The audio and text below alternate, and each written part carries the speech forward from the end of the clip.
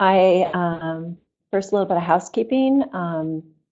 I have this on listen only, so if you do have any questions as we go along, you'll see down in the lower part of your screen, there's a chat area, and please feel free to type your question in there, and we'll answer them as we go. My name is Ellen Adams. I'm the Club Development Manager here at USSA, and really happy to be able to continue to provide educational resources like this to our clubs. Always striving to be a partner in helping clubs understand the areas where they can improve and be the very best that they can be. So our Club Excellence workshops are offered year-round. We do take a break usually in January and March because everybody's super busy, and I'm sure February is a busy time as well. So we'll be recording this presentation as well as all others, and they'll be able to be accessed on our website under the Club Resources area. So as I said, this month we're going to be talking about program assessment and measuring outcomes, which is really a great precursor to April's webinar, which is going to be focused on strategic planning. And you might ask, why would we talk about something that is the sort of end result of planning before we talk about planning? And I think it's a great place to start, because the first thing you want to do basically in any organizational planning is develop your desired outcomes in line with your vision. It's why you do what you do, and there's not a better way to really define that than starting with what you'd like to see as your outcomes. So we're going to be talking today about what drives success. Is it luck, or is it a result of careful planning, or is it a combination of those two? There's always a little bit of luck involved, as it's difficult to directly connect actions with outcomes and say, yes, because I'm doing this, this happened. You put all the things in place, the resources and your activities to set yourself up for success to get to your desired outcomes, but it's not guaranteed, and you can't always connect the dots directly when I did this, so that happened. But you're going to be setting up your chances to be successful in a much better way. You'll be much more likely to achieve your vision if you set goals and measure how you're performing against them. So in the world of USSA clubs and skiing and snowboarding, there are lots of areas of performance to measure, and lots of areas that a sustainable, successful club needs to address and set goals and outcomes in order to be successful. So different clubs may need to place different emphasis on these various elements, but all clubs need to consider them all to succeed. You can't just focus on one and be a sustainable, successful club. So these areas are common to all clubs. They are areas where you hopefully are planning, identifying your desired outcomes and setting your action steps and measuring indicators along the way to understand if you are successfully performing. So the areas are your overall organizational performance. We look at that a lot with clubs as they enter into our podium certification process. We do have a lot of resources we can share as far as supporting your organizational performance, measuring it, and reporting on it. Obviously, athletic performance. Every club's there really to serve the student athletes, in addition to community and other elements, and to provide them with the resources and tools that can help them achieve their personal potential. Then the other thing to consider when you're serving the student athlete population is setting them up for educational opportunities and careers. And a lot of programs are starting to do a great job now in providing tools and resources, guidance and counseling for their athletes in those lines. Parents, volunteers, Families couldn't do it without them. We provide educational tools and information to support your development of this important resource. You're going to want to measure how successful you're doing. And then community performance. How well is your club achieving its vision and mission in your community? So today, as I said, we're focusing on measuring outcomes. What is an outcome? Well, an outcome is a benefit or change for individuals during or after participating in program activities. They are influenced by a program's outputs. They may be related to behavior, skills, knowledge, attitude, values, results. They're what is different because of your program. Obviously, results are a key piece. A lot of athletes are paying a lot of money to participate in your club and your programs to help set them up for success and to be the best they can be. But there are many other areas where you want to identify what you want for outcomes. It could be behavioral changes, changes in values, development of skills, procurement of knowledge. All those areas you are putting plans and activities in place to help those participating in your programs achieve what they want to achieve because of your program. And that's what an outcome is. So why measure these outcomes? The ultimate measuring and evaluating outcomes should be focused on continuous learning and developing practices that move organizations toward greater effectiveness. This is what is going to help you continue to improve. It provides a learning loop that feeds information back into programs on how well they're doing. It offers findings that you can use to adapt and improve and become more effective in what you do. So club development, as we see it and structured here, is all about understanding and implementing best principles and practices. Every subject area we cover, we aim to provide concrete information. We continue to incorporate new findings from our certification program into these.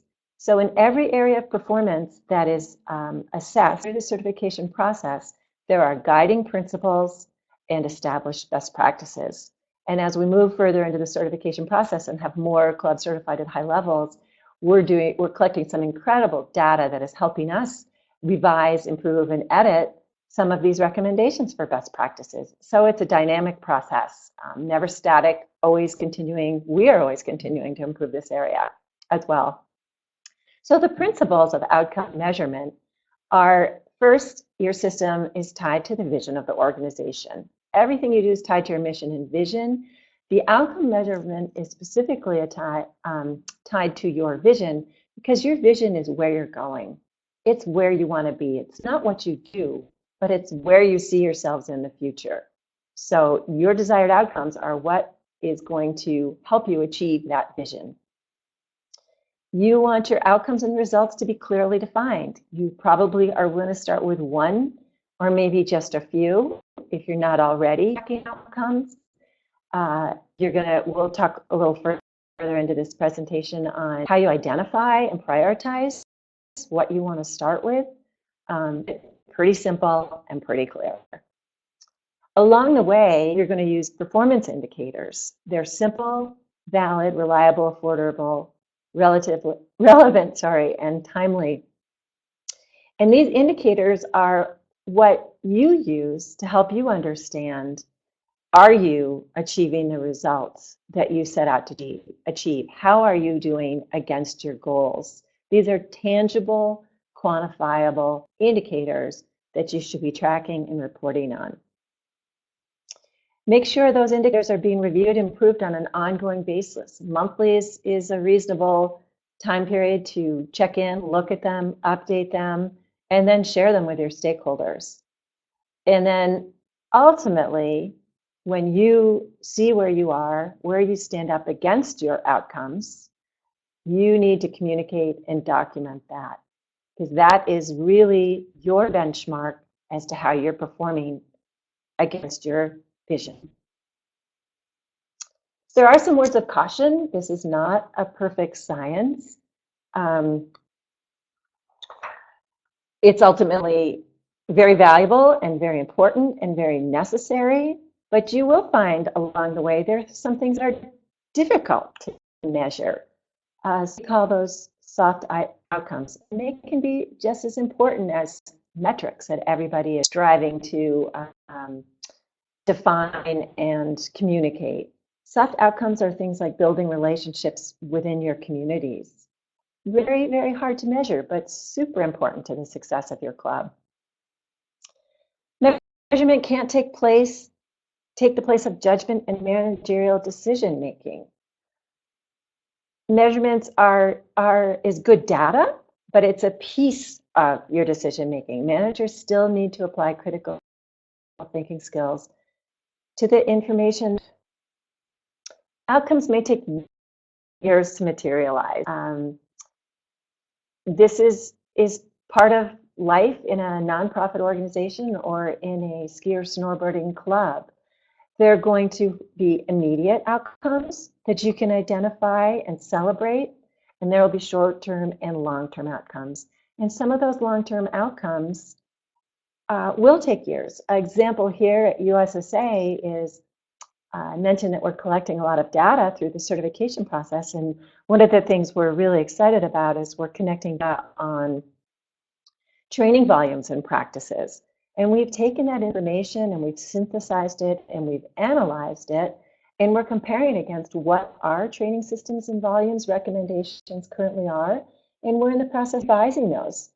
And this is a win-win for everybody. You know, we continue to raise the bar in this case. And the training systems revisions that are taking place now from phase 1 through phase 6, many of those are not going to come to fruition and successful outcomes until those first and second training phase athletes have a chance to benefit from these recommendations over years. So it may be 8 years before we really see achievement of the desired outcomes in that area, but extremely worth it. Extremely exciting initiatives. Sorry, lastly, the other thing to keep in mind is outcome measurement. It's about the past. Decision making and policies is about the future, where environment and other influencing factors may be changing. And this is where we're doing other sessions, incorporating to other sessions, SWOT analysis, strengths, weaknesses, opportunities, and threats, where you have an opportunity to develop and identify some of those changes that may be impacting your organization in the future. But meanwhile, you can use these outcome measurements to help, again, benchmark where you are and where you want to be. The data doesn't always prove causality. You can't always definitely say how the activities contribute, but there becomes a link, and we'll look a little bit further into this presentation about logic models, and that's where you will clearly see the bridge between this data, the indicators, and the desired outcomes. But for now, let's achieve a desired outcome. Several things go into it: inputs, activities, and outcomes. And we're going to talk a little bit about what each one of these elements is and how it is part and parcel to getting to your desired outcomes. We'll look a little bit about outputs, the difference between outputs and outcomes. A lot of organizations, in my experience, hang their hat on their outputs, how many training days they had, how many athletes made it to a certain level of competition, how many volunteer days they had. And that's all great. That's all really necessary and important information to track and celebrate. That's not an outcome. We're going to explain why. So the first thing that goes into getting to your desired outcome are your inputs. And your inputs are the resources that you dedicate to the program. Inputs are things like your staff, your financial contributions, your volunteers, your facilities, your equipment and your supplies. These are all resources that you're providing to conduct the activities that are going to in the outcomes or outputs and eventually get you to your desired outcomes or not. You know, if you're missing your outcomes, it's an opportunity to go back. And we'll talk about that as well. So activities, as I said, are what your puts enable you to conduct. Your activities are what the program, what your club does with the inputs toward fulfilling your mission. Your activities are educational activities, athletic activities, programs, sports psychology programs, community service programs. This is just a small list. I'm sure many of you have many other activities above and beyond this, and some of you who are very small or focused clubs serving a limited number of phases may have fewer activities, and that's okay too, as long as they're in line with your desired outputs and outcomes. So the outputs are the direct products of your program activities. As I said, this is where you quantify the number of classes, the training types and volumes, number of student athletes served, number of competitions entered. You can even get narrowed down to, as I said, number of athletes reaching certain levels of competence, number of volunteer hours. These are numbers that you track. And one great way to document, recognize these outputs is to create a dashboard.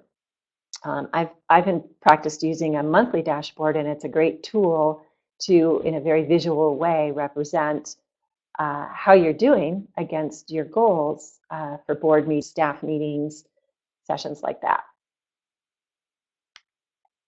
And lastly, program outcomes. That's what we're here to talk about today, and that is what we're all striving to achieve. Your program outcomes are not the number of an athlete is trained or the number of competitions they've been to, but what is the benefit of your program, your club, for those participating? What are the benefits during and after their participation? What difference are you making in their lives? What impact are you making in the community? What contribution are you making toward the world of ski and snowboarding competition? All these things fall into program outcomes. And what it looks like is increased knowledge, changed attitudes or values, mastering new skills, improved performance, increased retention of volunteers or athletes, expanded educational opportunities for those athletes either at the high school level or moving into the college level. That's what you ultimately celebrate. Those are what you want to measure to ensure you're achieving what you've set out to do in your vision.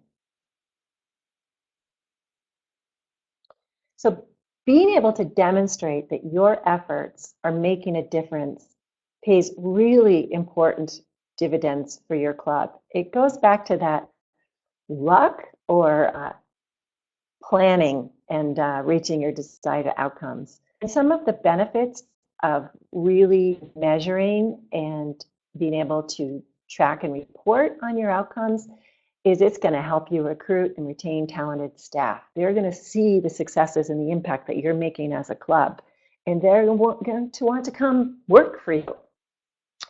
Obviously, other factors into retaining staff, professional development, opportunities, things like that. But what the impact your club making is one of the most important things talented staff look for.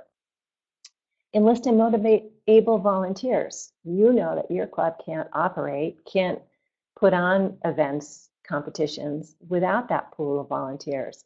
And they are driven by the impact that your club is making in a community and in an industry. It's going to help you attract new athletes. If families out there and athletes understand the impact your organization's making, the outcomes that your organization is achieving, they will be drawn to you. Also will help you engage collaborators, partnerships. things like snowmaking partnerships, facility partners, resort partners, community partners, anybody that you would like to work with to achieve your mission and vision. This is an interesting, will help you garner support for innovative efforts. There are a lot of innovative thinkers out there. Innovative ideas are great, but if you can back them up with the idea and the evidence that you're achieving your outcomes, your desired outcomes, and really making that impact, you're going to build trust for your new and innovative ideas and hopefully some backing for it. These dividends might look like winning designations as a model or a demonstration site. USSA clubs at the gold and silver level are now eligible to be considered to be USSA partners as a high-performance training center or a development training site. Showing evidence of achieving successful outcomes is an important piece to becoming a silver or gold sort of club. Funding is always a driver or a driver of planning and a lot of effort, initiatives, and energy. And demonstrating that you're achieving your outcomes can help you retain and increase your funding. And lastly, but still very important, gaining favorable public and community recognition. It's one thing to say, how many, again, what those indicators are, what your outputs are, but what people really want to know is how is your programming benefiting those who are participating in it? And this is really important too. We found that just the process of focusing on outcomes, on why the program is doing what it's doing and how it thinks participants will be better off, gives program managers, coaches, it's inspiring, it's motivating. And we'll talk a little bit how it's important to engage these program managers, coaches, and staff in the process and why it's important. But yeah, just getting everybody on board and excited and having them understand is really motivating. So how do you get started? I'm sure some of you already have a plan and process and procedures for measuring outcomes, and I'm sure many of you don't. I know when I started in the nonprofit world, I didn't. I had to sort of create a roadmap for a couple of organizations. So first you have to figure out where do you want to start? And we talked about don't bite off too much. You're going to start with one or a few if you're not already engaged in the measuring outcome process. We'll talk a little bit further into this about how do you prioritize, how do you determine where you start? What helps you determine where you start? One other driver of where you start may be connected to you have a funder, a board, or a staff member requesting to look at a particular program. Or do you have a new program with an unproven track record? Do you have an existing program with shaking performance? Could be an event, a team, a counter-season sport. Do you have an effective program that you want to document as being so? These are all good reasons to sort of help you figure out what programs, activities, or events you want to start with. What do you want to accomplish with the outcome measurement efforts? You want to be able to report on a program's impact. You want to determine if it's been effective, determine whether you want to continue it. You want to improve how it's being delivered. And again, not just only programs, but it can be an event. So your fundraising event could be considered as a program. Is it effective? Do you want to improve it? Is it accomplishing what you set out to accomplish?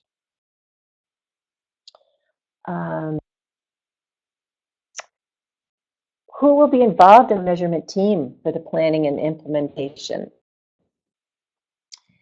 You want to identify who's part of it. You want to make sure you have somebody that's really good at understanding data collection and analysis. You want to have the people associated with delivering on that outcome involved so that they're invested in it?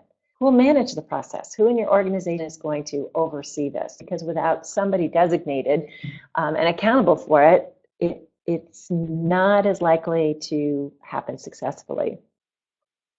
We need outside help with your work.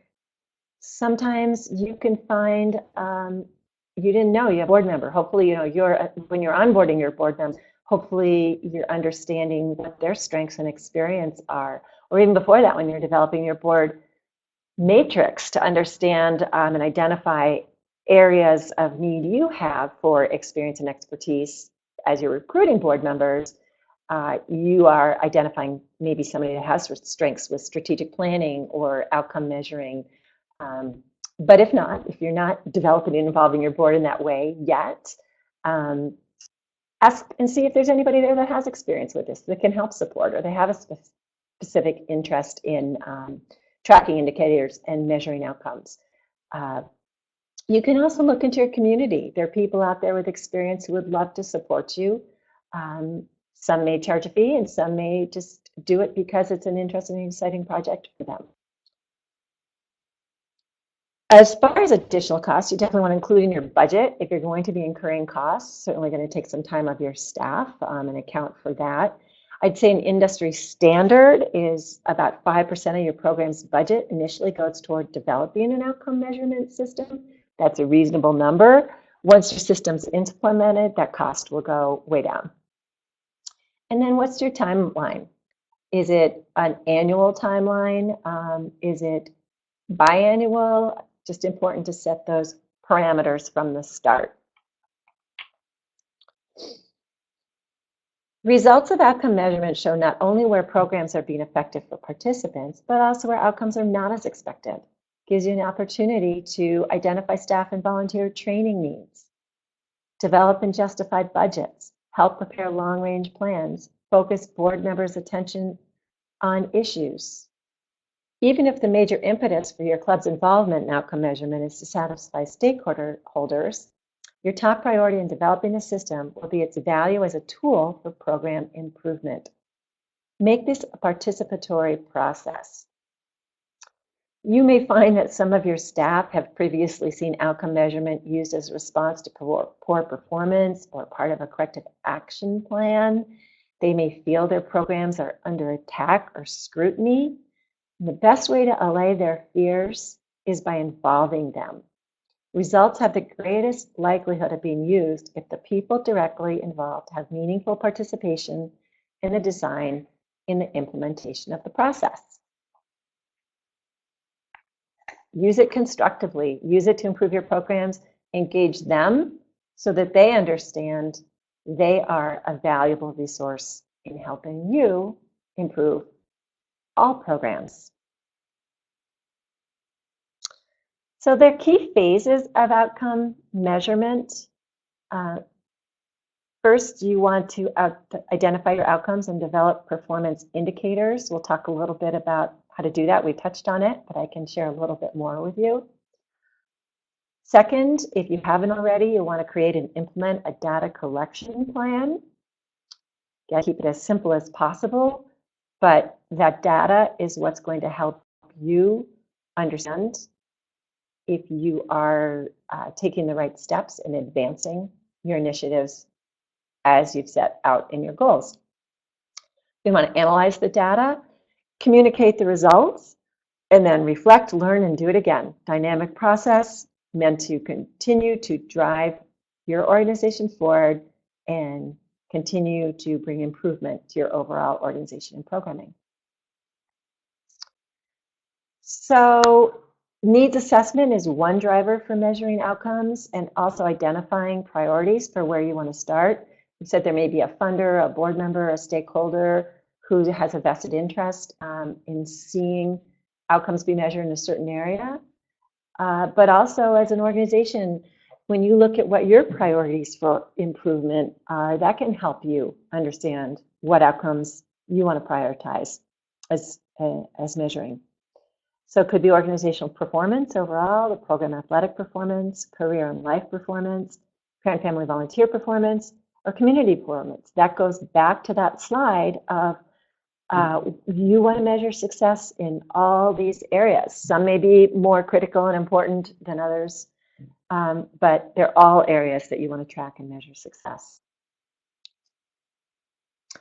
So, don't know how many of you have heard of a logic model.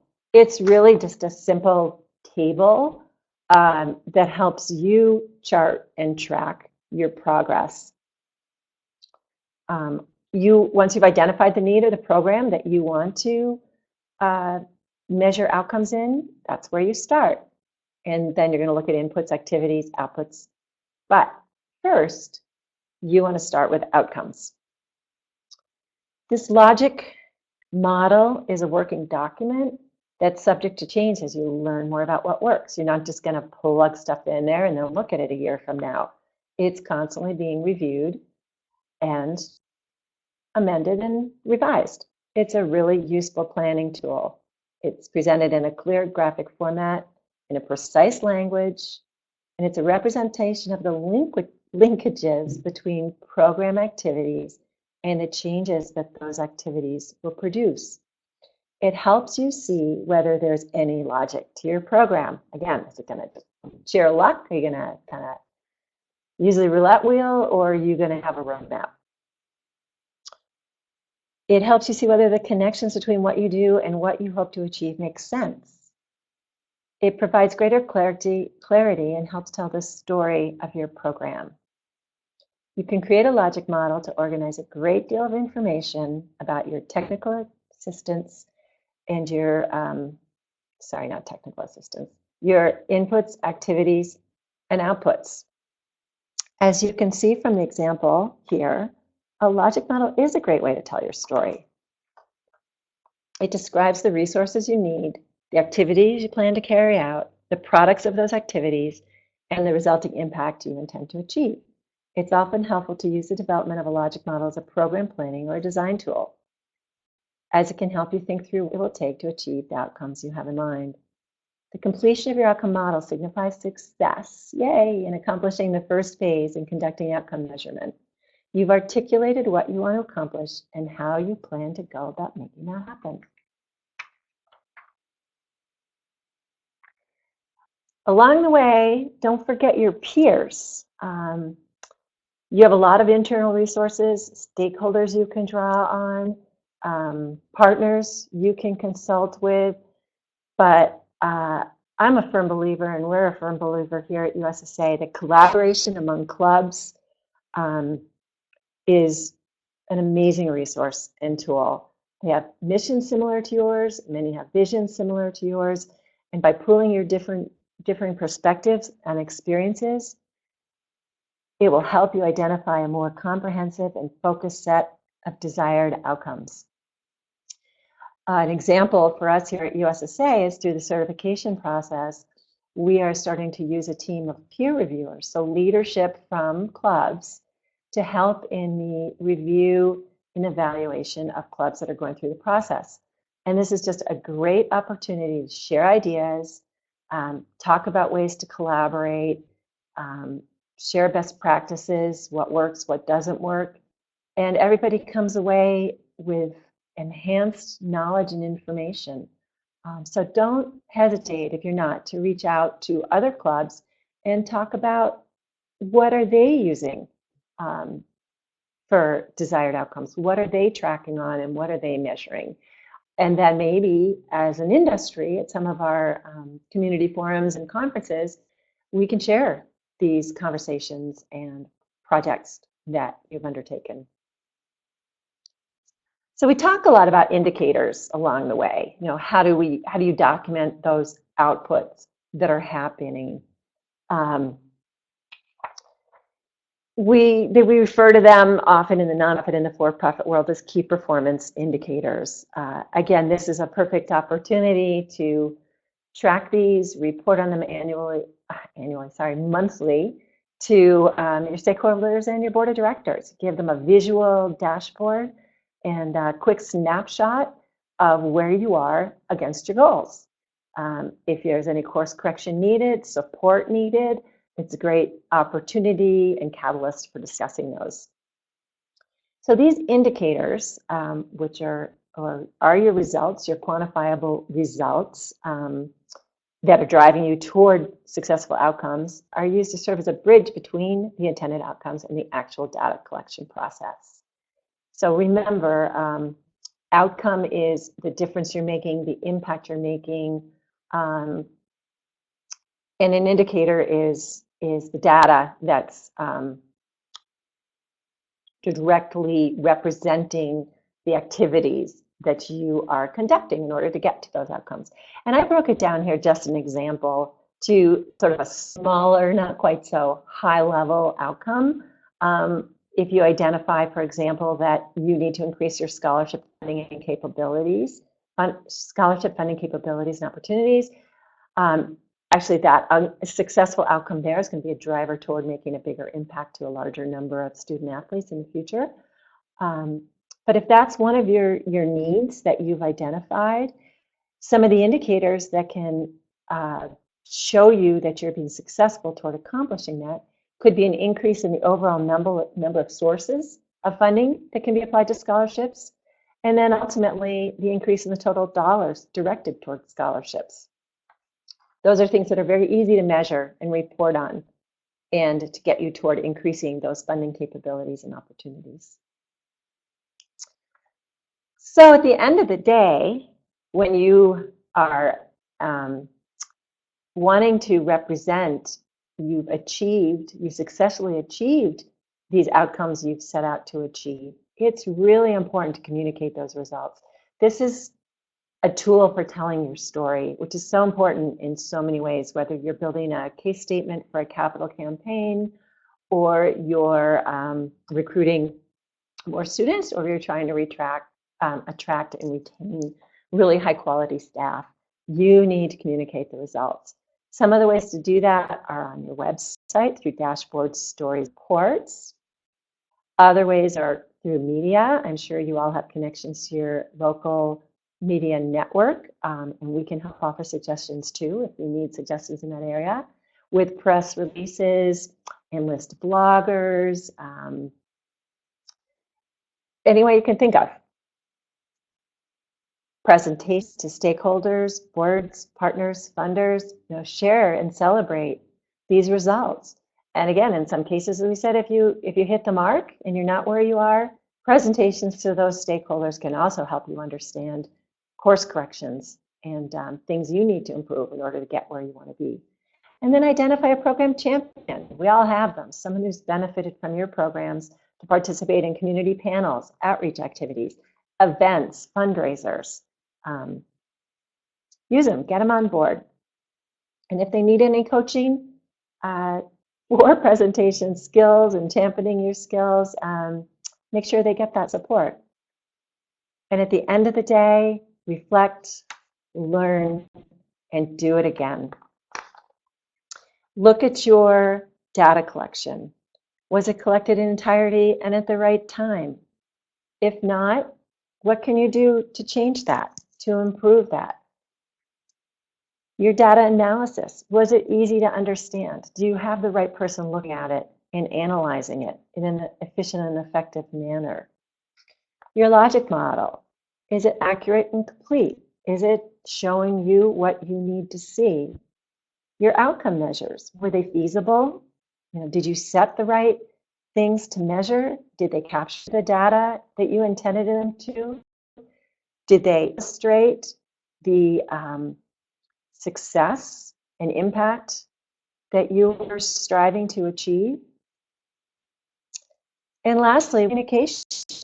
What went well and what could be done better? Look at it,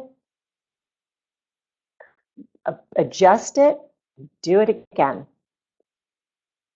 So that concludes our workshop today. I don't see any questions, so please know that if you would like to investigate any of these areas, or you do have any questions, you can always contact me at eadam@ussa.org. I really thank you for your time, and I'm glad you're taking advantage of these club development resources. I wish you the best for the remainder of the season. And this will be posted online as I recorded it. It'll be posted for reference and for forwarding to others. And here are a couple additional resources if you really want to get into some more detail and nitty-gritty of measuring outcomes. These are great resources. And thanks for your time and best wishes for the remainder of the season. And we'll look forward to seeing you hopefully at the Club Excellence Conference, May 7th and 8th. Save the date. Thanks. Bye.